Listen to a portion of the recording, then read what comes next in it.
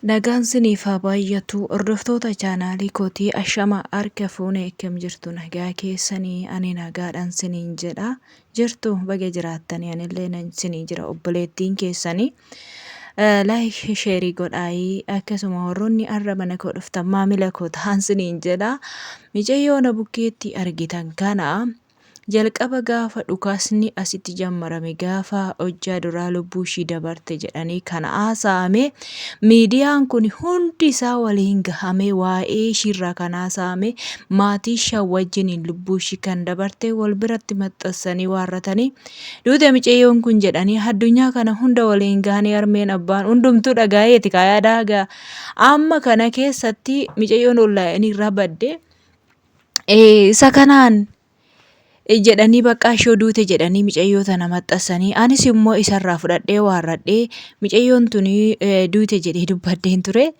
maaliif waan namni jedhuun achirraa akkana sinii fide jechaadha ani nan qorallee dhagaaru inni miilan akkatti na jala miliqxeen beeku ana waan na dhibe keessaa yaa obboleessa yaa obboleetti ko fooloo tiiktookidhaaf jettanii yaa obboloota keenya nama lubbuudhaan jiru maaliif hin du'a itti faarsitu micayyoon tun hin duune galata waaqayyoo hin jirti kaleessa viidiyoo of waraabdee waarrattee akka jirturree dubbattee masmurii banattee jechaadha.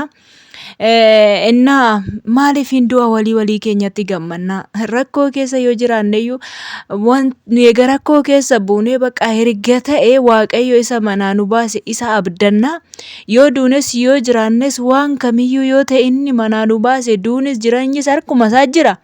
Warri biyya keessa teessanii warri bakkee teessanii tiiktookii hojjettan Itoophiyaan ammanni du'e ijoollee lubbuudhaan jirtu hin duute jettanii maxxansinaa yaa obboloota ko maatiin hin dhaga'u nu lapheen nu caba warra keessa jiru jechaadha akkasuma immoo hiriyoota ishii laphee caba fuutanii waggaa walii gadooftanii lubbuudhaan duutee jirti ka ibidda maaloo waan duunillee jira yaa jara keenya du'a akkanaan namaaf faraddu du'a ibiddaan du'an jechaadha dhugaa rabbi guggubatanii kana naman dhowwitu lubbuun kee baga si jiraate haadhoo ko ammallee jiraadhu darbitoo amaan kee haaduu siin jedha.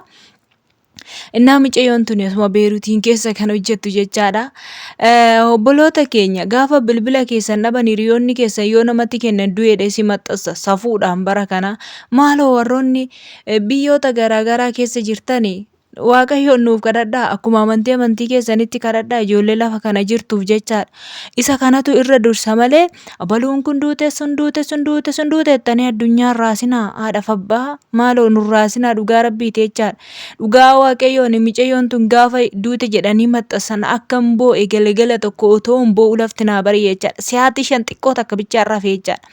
Yaa carraa ijoollee keenyaa manaa bahanii waarratanii arra otoo kan kushiinaa keessa dhaabattu miilli ishee otoo dhukkubu bakka dadhabbii keessa otoo jirtu ibiddi kun itti gadi darbatame ibidda kanaan duute jedheen baay'ee otoo natti dhaga'amu otoo boo'u yaa haadha san jedhee waan baay'ee natti dhaga'ame dadhabbii micayyoon tun dadhabdus natti dhaga'ame anis gola ormaa keessan jira kana isin nama boochistan gatii keessan hin argattu warri jiraa namaa du'aadha jettanii odeessitan warruma keenyaa kana yaa ijoollee keenya yaa haboo nu dhiisaa warruma Itoophiyaa keenyaa kana soba nutti hin gingishinaa dhugaa waaqayyoo hin jiraanna bakka akkuma ta'etti jiraanna akka waan nu jiraachisetti jiraanna yoo duune suma duune wanti sin gashu hin jiru yoo jiraanne sin harka hin jiraannu nuufii keenyaaf xaarrannee jiraanna.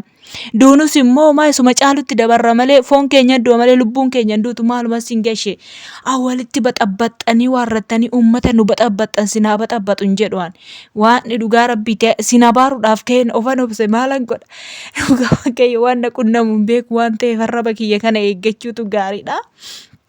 Rabbiin nagaadhaan nu haa eegu siniin jedha obboloota kiyyaa ijoollee walii gadi canqitanii ijoollee walii gadi urgufaa waan sin miidiyaa kanarratti haasoftan isin obboloota koo dhaabadhaa dhugaa rabbii dhaabadhaa eessarratti akka rukutame bakka kam akka rukutame irratti argisiistee jirtaniitiin kiyya safara isaan hin jirtan iyyuu Itoophiyaan keenya. Injirtan akka hin jirre nan amana jechaadha. Ijoollee baay'een immoo bakkee deemtanii jirtu. Baadiyyaa isaarratti bakkatti isin fudhatanii deemtanii jirtu. Warra achi deemanii jiru. Warroota miidiyaa irraa dhabdani, onlaayinii irraa dhabdani, hiriyoota keessan isaan hin jiru obboloota koo. Namni takkitti nu lubbuun isaanii darbi yaa rabbi ati nu eegi. Iyyesuus ijoollee keenya eegi. Sobdootuma kana nurraa qaanessi. Maali yaa obbolaa keenya maaliif du'a keenyatti gammadu maa du'a keenya eegdu guyyaa takkan online irra dhabamne taana namuu bakka du'a reep rabbi isinitti araaramu dhugaa rabbiiti jechaadha. Maali maatii sanii si yaaddanii amma imimmaan na buusista sana dhugaa qayyo imimmaan qophite isinitti qabata guyyaa tokko isin illee isiniin jedha warri nu boochistan oduu sobaati walii gad ooftanii. Innaa lakkoofsa imbaasii kan maxxanfame qofa mucaan tokkollee dubbachaa jira. Mucaan kun Itoophiyaa keessadha. Waasaa keessan dawwalee fi gaafadhee waarradhee tanan asirratti isinii maxxansa jechaadha. Amma akka dhugaa ta'ee inni poolisiidha jechaadha. Biyya keessaa viidiyoo hojjetee ture. Viidiyoo inni hojjete gubbaarratti ijoolleen Beeruutiin keessa jirtanii bakka tokkotti walitti qabaa baati jedhee mootummaan akka gara biyyaa galtanii jedhee labsii haaraa baase waan akkasii kana jedhee haasa'e amma akka dhugaa ta'e mee isarraa dawwalee tanan isarraa hadda isinii baasa isiniin jedha. Yoonati tole yoon karaa qabaadhee boru viidiyoo isinii hojjedhaa dawwalee waarradhee yookaan sagalee riikirdi isaarree waraabee waarradhee tanan ammam dhugaa akka ta'e jechaadha. Ani warroota miidiyaa kanarra gingishu kana hin amanu waan ta'eef dhugaa rabbiitiin amanu kana ammoo mica'oo kanaati bara nama jiruun hoggaa du'e jedhan jechaadha. Kanaaf isiniin jedha obboloota kiyyaa yoo dhuguma ta'ee too'e. Galmaanii gara biyyaa galan ta'e yaa obboloota koo gara biyyaa galee warranne biyya biraa deemuu dandeenya. Homaa cinqii hin qabu.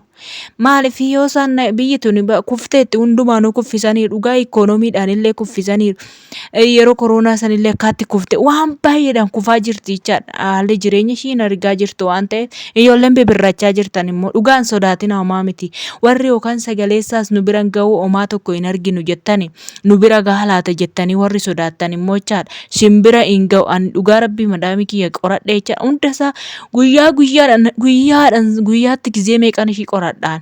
Innaa wanti simbira ga'uuf hin jiru isaan bakka isaan jiran jarri warri lolanii sun warri jiran isaan bakka isaan jiran sana dhaqanii rukutu malee isin wanti simbira ga'u hin jiru siniin jedha. Amma ammaatti homaa wanta kan hin dhageenye naannoo keessan kan hin rukutamne sinumaa rakkoon qabdan ishee homaafuu sodaatinaa siniin jedha. Miidiyoota kana laaltanii dhiphattanii boosu waan ta'eef hin dhiphatinaan boo'inaa obboleettii teenya Baga rabbiin lubbuu kee hambise soba taasise jechaadha. Dhugaa micayyoo wanti takkayyuu ibiddi sitti hin buune homaa waan takka itti hin buune qaamni ishii fayyaa harki ishii fayyaa miilli ishii fayyaa.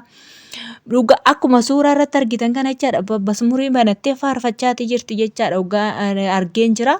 Innaa akkuma argitan kanatti baay'ee ofitti gammaddee jirti. Warri du'a ishii odeessita seexanni qaanoftee jirti ammayyuu haa qaanoftu.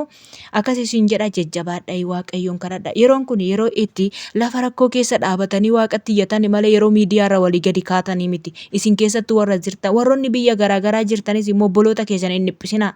Akka isaan hin dhiphanne waaqayyoon kadhadhaa fi du'aa keessan godhaa fi waan dhaggeeffattaniif galatooma. Viidiyoo kana laayikii godhaa ijoollee baay'ee biraa ga'u. Ciao.